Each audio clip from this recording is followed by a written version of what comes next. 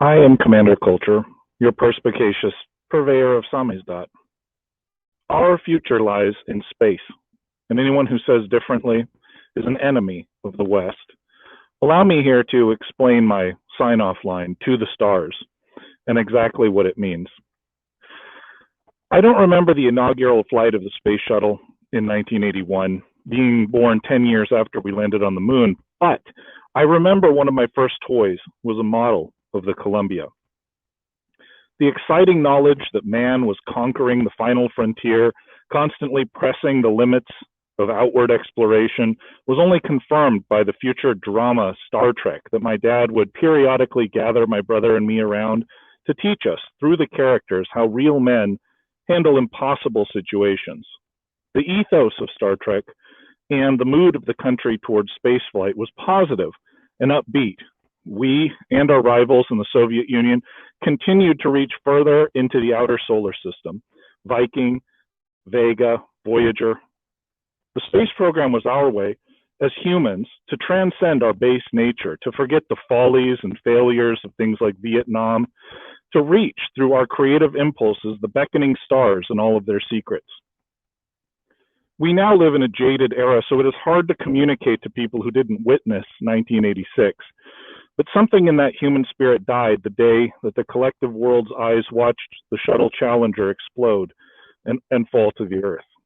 The United States won the space race, landing on the moon, reaching the outer planets, and outlasting the Soviet Union. But a combination of folly, hubris, and the boundless stupidity of the sociopaths who claw their way to power saw the peace dividends squandered by Clinton, and the space exploration relegated to lower and lower levels of priority as placating our existing underclass and importing a new one took all of the attention of those in charge. When the Columbia shuttle broke up upon re-entry due to shabby maintenance, the collective sadness and horror were muted by rueful, knowing nods of some and indifference by the rest. When 10 years ago, yesterday, the last shuttle touched down, it marked the end of an era, the end of an age when pioneering Americans would or could sally back and forth into outer space under the power of their own genius. By then, the looting and financialization of the economy by neocons, vulture capitalists, banksters, and other assorted scum was well underway. The opioid crisis had begun, the Clinton-led hollowing out of the Rust Belt was complete, and a narco-tyranny began to spread across the land, the wholesale persecution of heritage Americans and their culture by a hatchling socialist deep state combined with the benign neglect of violent, leftist, terroristic chaos.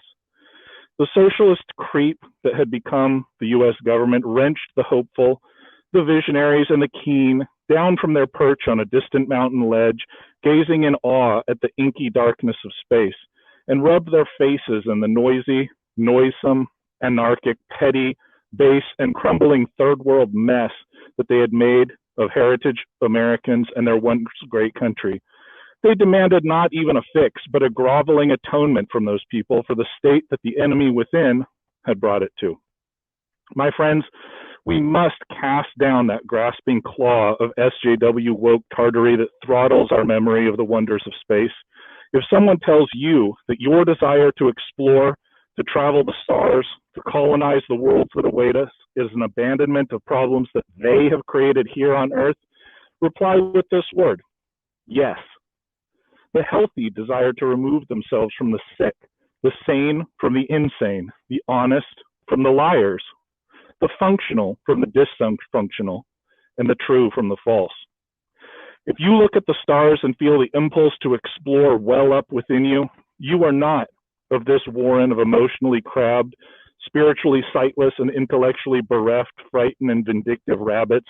Secede from their dystopian hellscape that they beckon you to. Secede in your mind, secede in your wallets, secede in your spirit, and finally, secede bodily. And secede finally.